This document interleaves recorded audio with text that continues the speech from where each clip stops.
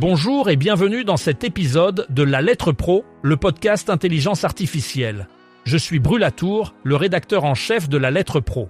Aujourd'hui, nous allons explorer les nouvelles les plus marquantes dans le monde de la radio et du podcast. Voici les titres du jour. Skyrock attire 594 000 auditeurs quotidiens en Île-de-France. La SACEM se prépare à célébrer son 175e anniversaire en 2026 et une étude E3 2026 met en lumière les habitudes médiatiques d'une génération hyper connectée. Nous parlerons également de Radio France qui équilibre ses comptes malgré des économies de 15,8 millions d'euros, de la modernisation des studios de RVVS et RVE avec Broadcast Associés, du retour de Tintin sur France Culture, de la prolongation de la diffusion FM en Suisse au-delà de 2026, des demandes du secteur audio pour un cadre juridique dédié et de la BBC qui acte la fin des grandes ondes pour Radio 4 en 2026. Plongeons immédiatement dans notre premier sujet. Skyrock continue de captiver son public en Île-de-France avec un total de 594 000 auditeurs quotidiens. Ce chiffre témoigne de l'importance de cette station dans le paysage radiophonique de la région. Skyrock, connu pour sa programmation musicale axée sur le rap et le R&B, reste une référence incontournable pour les jeunes auditeurs.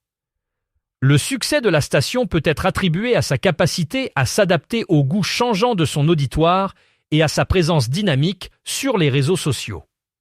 En outre, Skyrock ne cesse d'innover avec des émissions interactives qui engagent directement les auditeurs.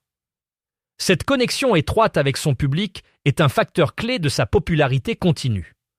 Alors que le paysage médiatique évolue, Skyrock démontre une fois de plus sa capacité à rester pertinent et à attirer un large auditoire. En 2026, la Société des auteurs, compositeurs et éditeurs de musique, mieux connue sous le nom de SACEM, célèbre son 175e anniversaire. Cet événement marque un jalon important pour cette institution qui a su évoluer avec son temps.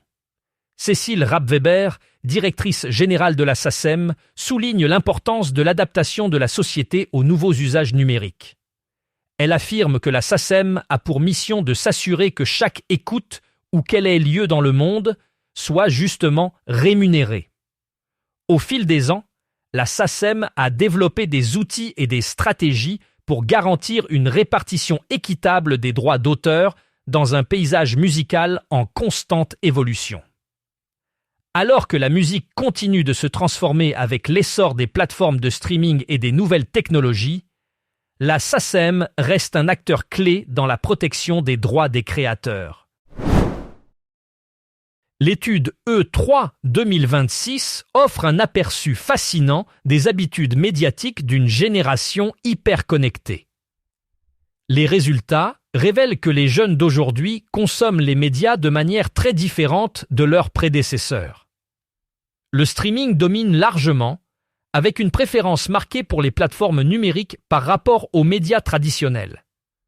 Les réseaux sociaux jouent un rôle central dans la découverte et le partage de contenu, et les podcasts enregistrent une popularité croissante grâce à leur accessibilité et à la diversité des sujets abordés. L'étude souligne également une consommation de contenu en déplacement, avec les smartphones et les tablettes comme principaux supports. Cette génération privilégie l'instantanéité et la personnalisation, cherchant des expériences médiatiques sur mesure qui répondent à leurs intérêts spécifiques. En somme, l'étude E3 2026 met en lumière une transition claire vers des médias numériques, reflétant une évolution continue des comportements médiatiques. Radio France a réussi à équilibrer ses comptes malgré des économies de 15,8 millions d'euros. Cette performance financière remarquable reflète les efforts continus de la société pour optimiser ses opérations tout en maintenant la qualité de ses programmes. L'entreprise a mis en œuvre des stratégies rigoureuses pour réduire les coûts, tout en explorant de nouvelles sources de revenus pour compenser les réductions budgétaires. Cela inclut l'accent mis sur le développement de contenus numériques et l'expansion de son public via des plateformes de streaming et de podcasts. Radio France continue de jouer un rôle crucial dans le paysage médiatique français en s'assurant que ses émissions restent accessibles et engageantes pour un large éventail d'auditeurs. Les efforts de la société pour moderniser ses infrastructures et adopter des technologies innovantes ont également contribué à cette performance budgétaire équilibrée. En somme, Radio France démontre sa capacité à s'adapter aux défis économiques tout en poursuivant sa mission de service public.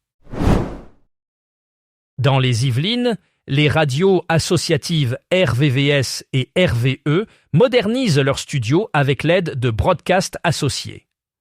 Cette initiative vise à intégrer des outils de production et de diffusion modernes pour s'adapter aux évolutions technologiques. Les nouvelles consoles numériques. Oxygène 3000+, fournies par Axel Technology, sont au cœur de cette transformation. Elles offrent jusqu'à 16 voix avec des options comme le traitement de voix numérique, la gestion du talkback et le pilotage à distance via une interface web. Pour RVE, un second studio de production a été équipé d'une console Oxygène 2000 pour assurer la continuité des opérations. Les studios ont également été dotés de microphones Shure SM7B, bien connus dans le monde du broadcast. En plus de ces innovations audio, les studios intègrent désormais des équipements vidéo pour une production hybride. Des caméras HD et 4K, tels que les modèles Osbot ou Beardog, permettent la création de contenus en direct ou enregistrés, répondant ainsi aux nouvelles habitudes de consommation des auditeurs. Les studios disposent également de mobiliers adaptés et de boîtiers TalkBox connectés, facilitant l'amplification casque et le contrôle micro.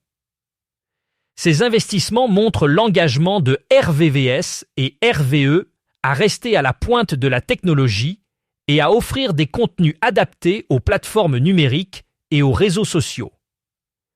En 2026, ces radios associatives illustrent une volonté claire d'évoluer avec leur temps et de répondre aux attentes d'un public toujours plus connecté.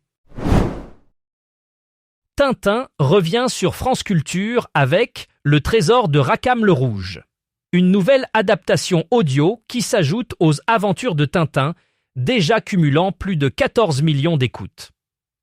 Disponible sur franceculture.fr et l'application Radio France, cette production s'inscrit dans une stratégie éditoriale qui allie fiction patrimoniale et valorisation des catalogues audio. Adaptée par Catel Guillou et réalisée par Benjamin Habitant et Louise Loubrieux, cette série, en 4 épisodes de 30 minutes, met en scène la troupe de la Comédie Française, avec Noam Morgenstern dans le rôle de Tintin. La musique originale est composée par Olivier Daviau, et l'Orchestre national de France participe également à cette coproduction entre France Culture, Tintin Imaginatio et la Comédie Française. En complément, 7 autres aventures de Tintin sont disponibles en podcast, renforçant l'engagement des auditeurs autour de cet univers narratif bien établi. La Suisse a décidé de prolonger la diffusion de la radio FM au-delà de 2026, une décision qui marque un tournant dans le paysage radiophonique du pays. Cette prolongation a été annoncée par l'Office fédéral de la communication, Ofcom, qui a également défini la nouvelle procédure d'attribution des concessions FM pour la période 2027 à 2034. Cette décision est motivée par le souhait de garantir une transition en douceur vers le numérique tout en tenant compte des réalités du marché et des besoins des auditeurs. En prolongeant la diffusion FM, la Suisse assure une continuité de service pour les auditeurs qui ne sont pas encore passés aux nouvelles technologies numériques. Cette mesure est saluée par de nombreux acteurs de l'industrie radiophonique, qui voient en elle une opportunité de préparer plus efficacement le terrain pour une adoption généralisée du DAB+, et des autres plateformes numériques à l'avenir. Dans le secteur audio, il y a une demande croissante pour un cadre juridique dédié. Cette initiative vise à mieux encadrer les pratiques et les innovations technologiques qui émergent dans ce domaine en constante évolution. Les acteurs de l'industrie soulignent la nécessité d'un cadre réglementaire clair et adapté qui puisse soutenir le développement de nouvelles plateformes et services tout en protégeant les droits des créateurs et des consommateurs. Le développement rapide des podcasts, des enceintes connectées et des services de streaming a créé un paysage médiatique complexe qui nécessite une législation spécifique. Cette demande vient également en réponse aux défis posés par la protection des données et la monétisation des contenus numériques. En créant un cadre juridique dédié, l'industrie espère encourager l'innovation tout en assurant une régulation efficace qui protège les différentes parties prenantes. La BBC a pris la décision historique de mettre fin à la diffusion en grandes ondes de Radio 4 d'ici 2026. Cette décision s'inscrit dans une volonté de modernisation et de rationalisation des services, face à l'évolution des habitudes d'écoute et à l'essor du numérique. Le passage vers des plateformes numériques comme le DAB+ et le streaming permettra à la BBC de concentrer ses ressources et d'améliorer la qualité de ses émissions. Radio 4, connu pour sa programmation variée allant des informations aux émissions culturelles, continuera d'être accessible via ces nouvelles technologies.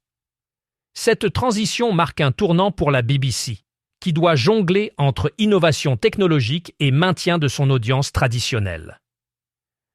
La décision de la BBC reflète une tendance plus large dans le secteur de la radiodiffusion, où les diffuseurs cherchent à s'adapter aux préférences changeantes des auditeurs tout en optimisant leurs coûts. Merci d'avoir écouté cet épisode de La Lettre Pro, le podcast Intelligence Artificielle.